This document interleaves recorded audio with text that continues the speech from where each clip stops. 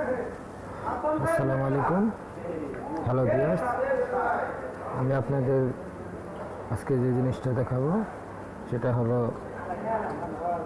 এক পিকচারের উপরে কীভাবে লোগো বা লেখা দিতে হয়। যারা জানেন তারা ভালো, আর যারা জানেন না দেখে নিন। প্রথমেই টেক্সটগ্রাম এই সফটওয়্যারটি প্লে স্টোর থেকে ডাউনলোড করে নেবেন। তারপর আমরা যাব টেক্সটগ্রামে। ওপেন হওয়ার পর নিচ দিকে দেখেন প্লাস চিহ্ন আছে, সেখানে ক্লিক দেন। এখানে দুটো অপশন আছে, একটা হলো টেমপ্লেট মোড, একটা এমটি ক্যানভাস। সো আমরা প্রথমে ক্যানভাস নেব, এমটি ক্যানভাস। তারপর আমরা প্লাস ইমেজ লেখা আছে সেখানে ক্লিক করব।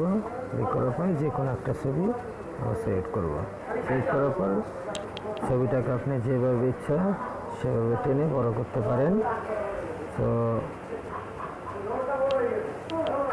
আমরা আমাদের ইচ্ছা মতো ছবিটা বড় করে নিই টেনে। হয়ে গেল। এখন আমরা দেখে যাব, আবার ইমেজ লেখা আছে সেখানে আমরা আবার ক্লিক দেব। ক্লিক দেওয়ার পরে আমাদের যে লোগোটা আছে আমরা সেই লোগোটা করব। আপনার লোগোটা যে ফাইলে সেভ করা আছে আপনি সেই ফাইলে চলে যাবেন।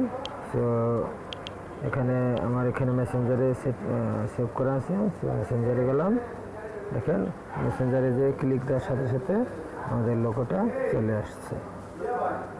এখন আমাদের ইচ্ছা মতে লোগোটা বড় ছোট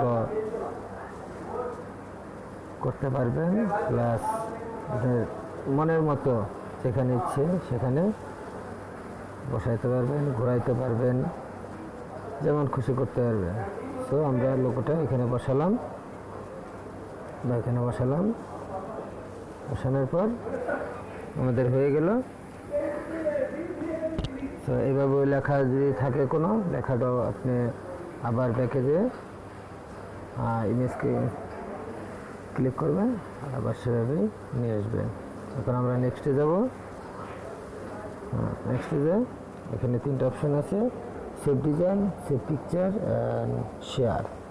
সো আমরা যেহেতু ছবিটা সেভ করব সেক্ষেত্রে সেভ পিকচারে ক্লিক দেব।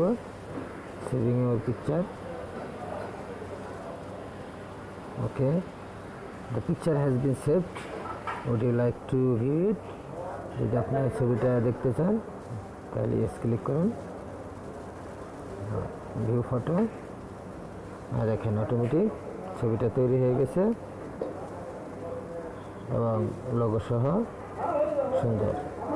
সো এভাবেই আমরা যে কোনো ছবির উপরে